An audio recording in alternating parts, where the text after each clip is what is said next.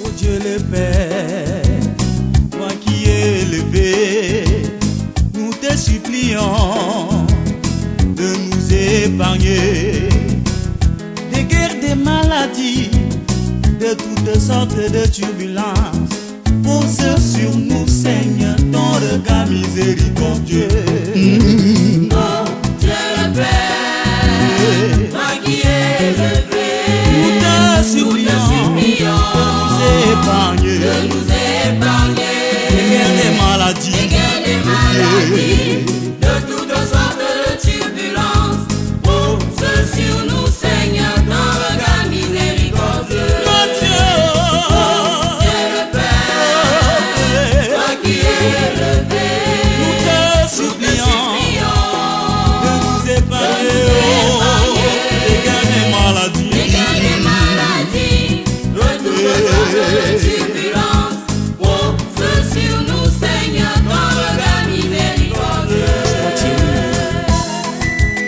Tourmenté et troublé par le malin. Bien-aimés dans le Seigneur, je vous invite à la lecture de la parole de Dieu dans l'évangile selon la présentation particulière à Jean, au chapitre 11, les versets 49 à 53. Voici le contenu de ce passage.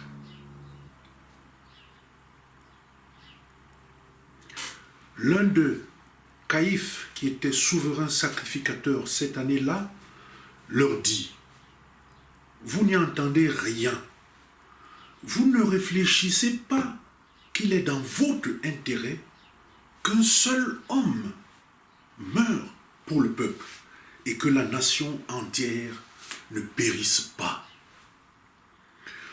Or, il ne dit pas cela de lui-même, mais étant souverain sacrificateur, cette année-là, il prophétisa que Jésus devait mourir pour la nation.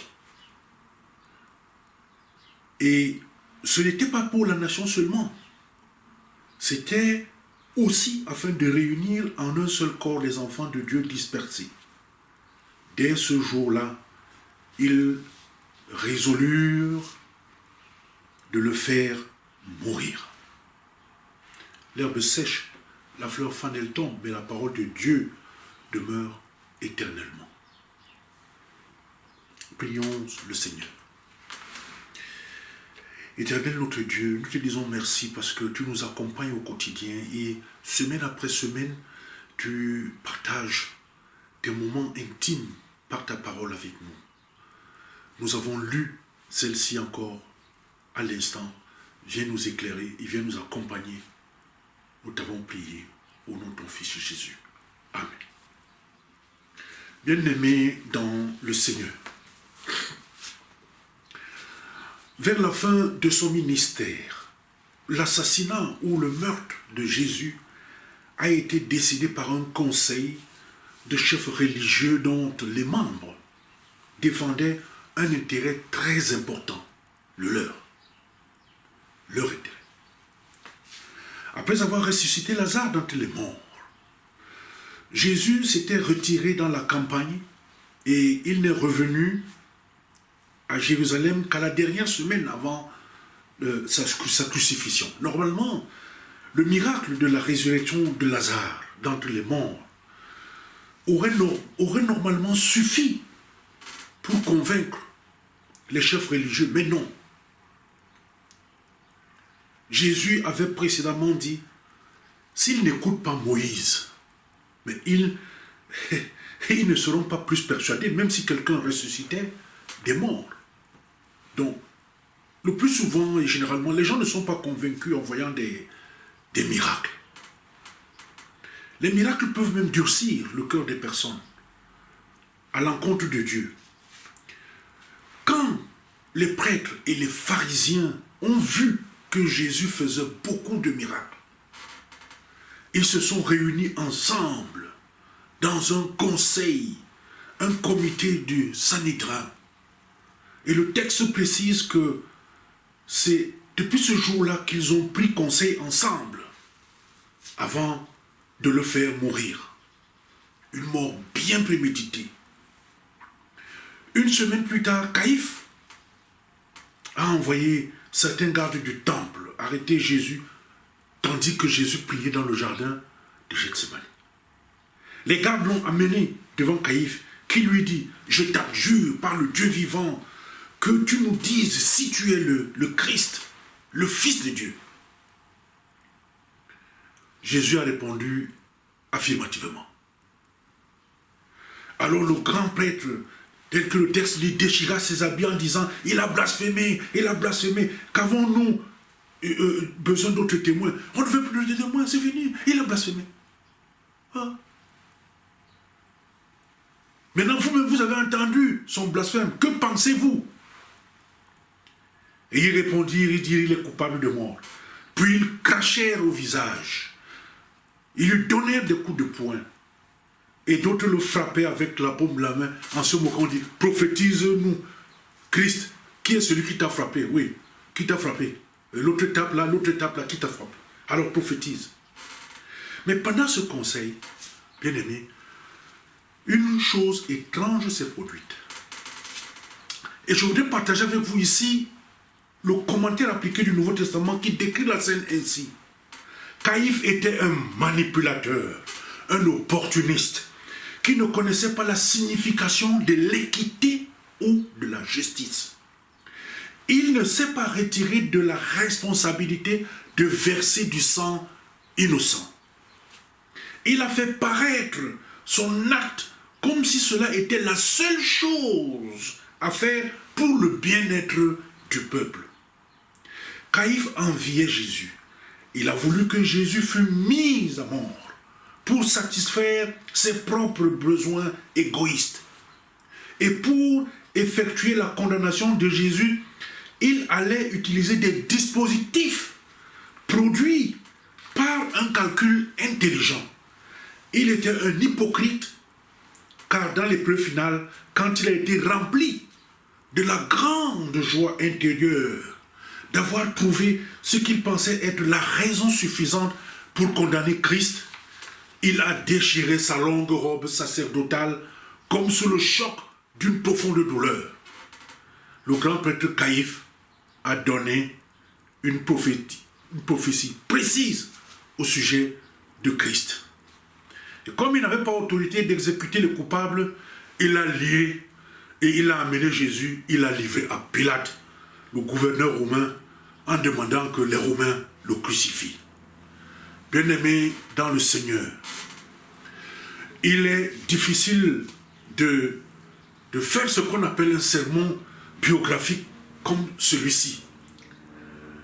Mais je voudrais me lancer dans cet exercice pour quelques instants. Et le thème que je vous propose pour le partage de ce jour est le suivant.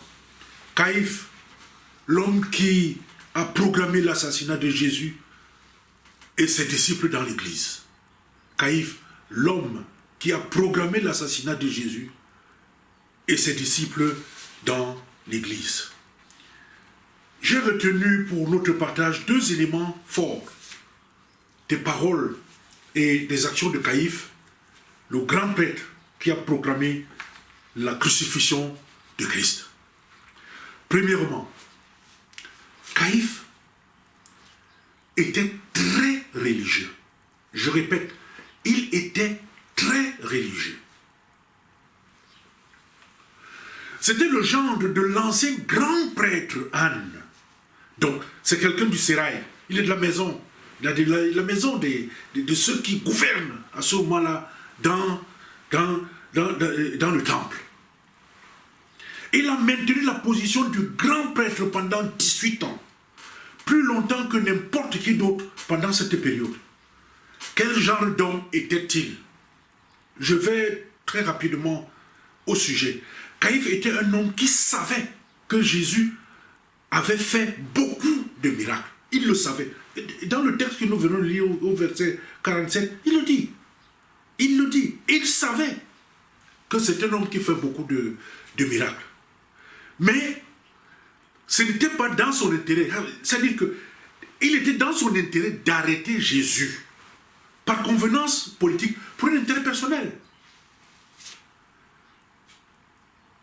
Il a pensé, si nous le laissons faire, merde, si on le laisse faire, on est perdant. Parce que Jésus avait une emprise de plus en plus forte sur, n'est-ce pas, le peuple. Et naturellement, c'est une question de leadership. Alors, il va dire, mais si on le laisse faire, vous n'avez rien compris, vous les chefs religieux. Si on le laisse faire, ce n'est pas dans notre intérêt.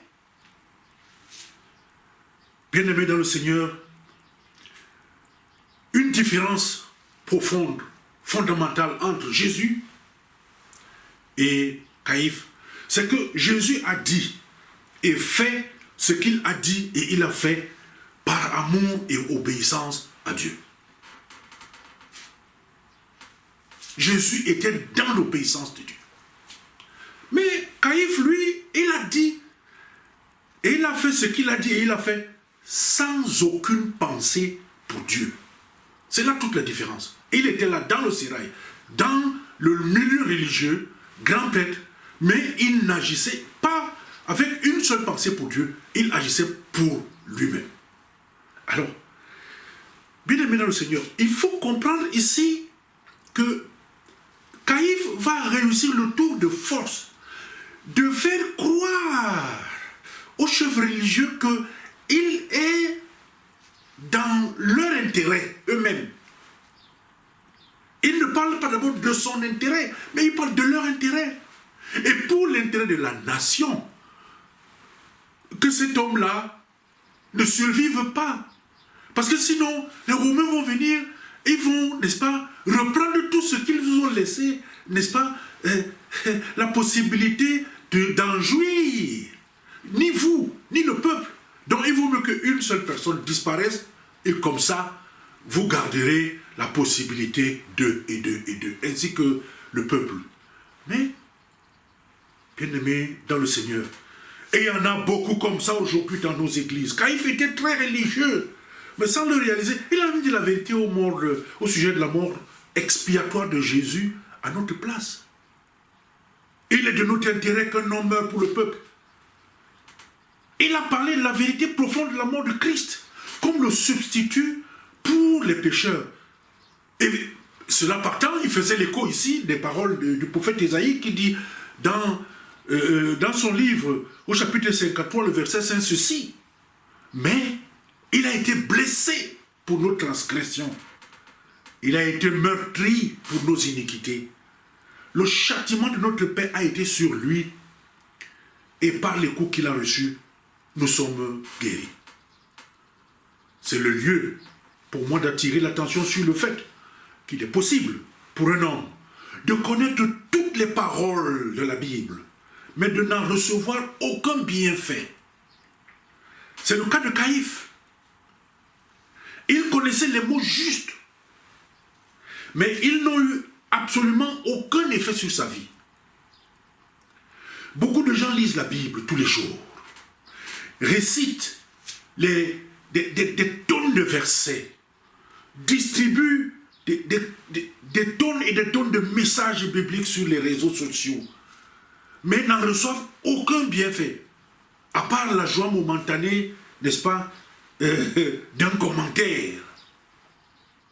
Mais pourquoi? Parce qu'ils parlent et ils agissent sans aucune pensée pour Dieu. Parce qu'ils parlent et agissent pour leurs propres intérêts, des intérêts qui sont personnels. Je voudrais quand même signaler que c'est le même grand prêtre qui a menacé Pierre quand il a prêché la résurrection de Jésus d'entre les morts. Mais parce qu'il avait peur du peuple, il a simplement menacé Pierre et l'a laissé partir. C'est encore Caïphe, ce grand prêtre, qui a jeté les apôtres dans la prison. On le voit dans le livre des Actes des Apôtres, mais Dieu a envoyé un ange pour ouvrir la porte de la prison et les libérer. Alors Caïphe a envoyé des officiers pour amener Pierre devant le Sanhédrin, sans violence, car il craignait d'être lapidé par le peuple.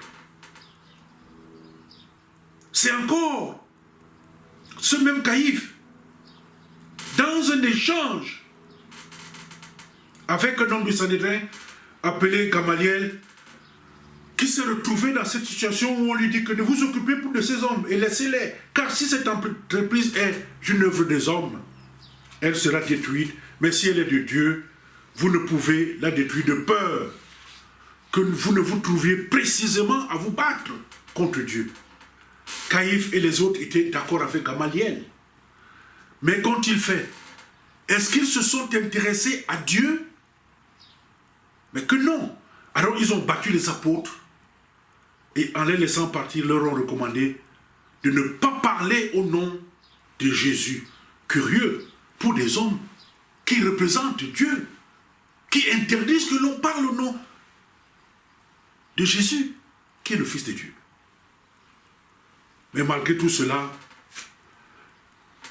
la Bible nous dit que chaque jour, dans le temple et de maison en maison, il ne cessait d'enseigner et de prêcher Jésus. Ça veut dire que Pierre et les autres ont bravé ici cette interdiction et ils ont continué. Ainsi, Caïphe, cet homme-là, il a programmé la mort de Jésus, mais il a été incapable d'arrêter la prédication de l'évangile et la diffusion du christianisme.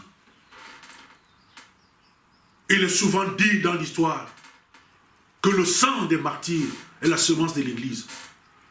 Lorsqu'on s'en prend à ceux qui portent et veulent porter la parole de Dieu,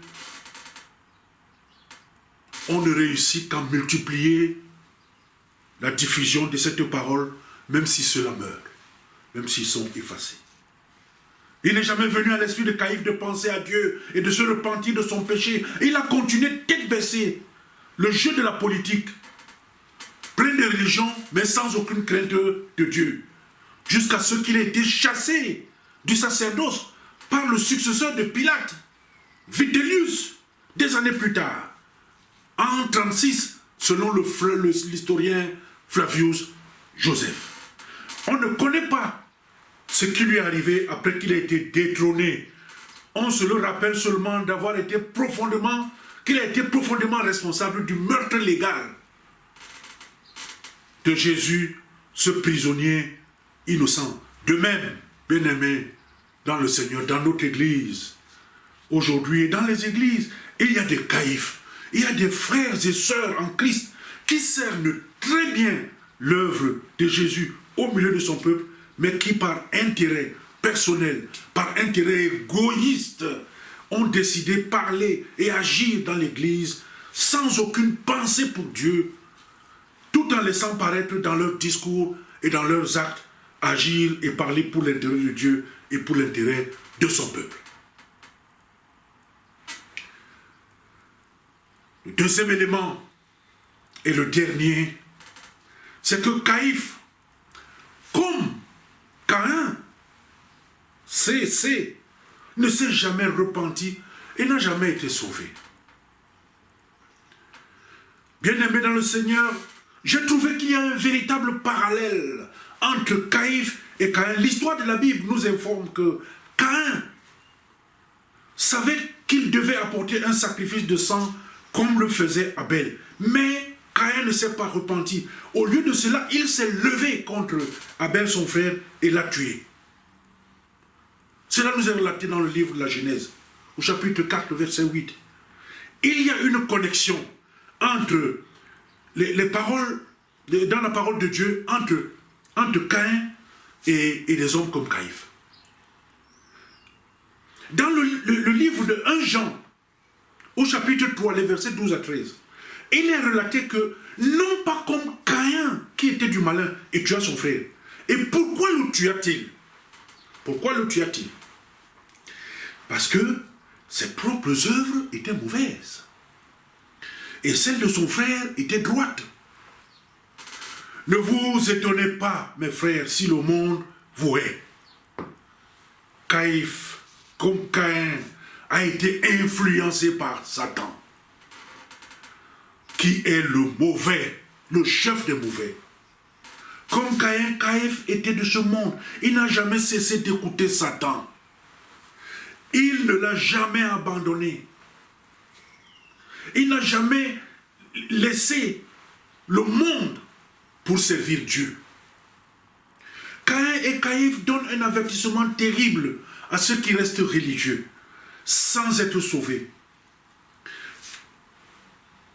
Caïn et Caïphe n'ignoraient pas le sang du sacrifice. Ils le connaissaient. Mais Dieu a parlé directement à Caïn. Il a dit que le mal, là, il est à ta porte, mais domine-le. Il a parlé directement à Caïphe. Dieu, le Fils, a parlé directement à Caïphe, comme il l'avait fait à Caïn. Mais les deux, Caïn comme Caïphe, ont écarté la voix de Dieu parlant à leur conscience. Et ils ont plongé tête baissée dans une vie tournée sur elle-même. Bien-aimés dans le Seigneur, mon cher frère, ma chère sœur dans la foi en Jésus, quel est le centre de ton intérêt dans l'Église aujourd'hui? La religion ou la foi? Es-tu disciple de Caïphe? Fais-tu partie de ceux qui, bien qu'étant dans l'Église, ont écarté la voix de Dieu, dont ils bloquent l'accès à leur conscience et qui sont tête baissée, plongés dans une vie dans la maison de Dieu, mais avec zéro pensée pour Dieu. Zéro pensée. Moi, je viens ce matin partager avec toi le désir et la volonté de penser et de vivre avec Dieu. Assure-toi de penser à Dieu. Assure-toi aussi de penser à tes péchés. Assure-toi que tu n'es pas un professionnel des paroles. Celui qui sait dire les mots qu'il faut. Assure-toi de sortir de la logique de l'intérêt égoïste. Nous devons vivre l'expérience de la conversion dans notre rencontre avec Jésus. Dans notre face-à-face avec le Seigneur, nous devons réagir non pour notre intérêt personnel charnel, mais pour celui intérieur, spirituel, celui qui est, n'est-ce pas, celui qui travaille véritablement pour que nous soyons lavés de nos péchés par le sang. N'attends pas, ne refuse pas de venir à Jésus. Caïn et Caïphe se tiendront tous les deux devant le Christ, mais pas seuls, toi aussi, moi aussi, au jugement dernier. Et le Seigneur nous dira, mais je ne vous ai jamais connu. Mais retirez-vous de moi, vous qui pratiquez l'iniquité.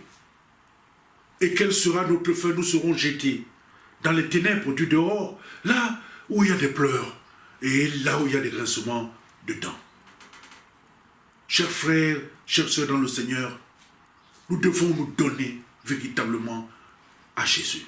Lorsque nous sommes dans l'église, nous devons être totalement au Seigneur spirituellement et demander toutes les forces pour que le charnel nous suive dans cette direction et non que tout ce qui est spirituel suive et se soumette à ce qui est charnel en nous et qui nous éloigne du Seigneur. Caïphe, l'homme qui a programmé l'assassinat de Jésus et ses disciples dans l'Église. Que le Seigneur nous aide les uns et les autres à être conformes au sens profond de sa parole. Au nom de Jésus. Amen. Éternel notre Dieu, nous te disons merci pour cette nouvelle rencontre dominicale et pour le partage de cette parole. Caïphe a privilégié ses intérêts et il a réussi à entraîner les chefs religieux pour éliminer Jésus ton Fils. Beaucoup parmi nous le font aussi aujourd'hui, travaillant sans aucune pensée pour toi dans l'Église. Mais tu nous rappelles ce jour que ce n'est pas la bonne direction, que nous devons plutôt inverser et être totalement à toi dans ton Église et d'être totalement à Christ. Éternel notre Dieu, fais de nous des vecteurs de ces vérités autour de nous et permets-nous d'en être bénéficiaires nous-mêmes. Nous t'avons prié au nom de ton Fils, notre Seigneur Jésus-Christ.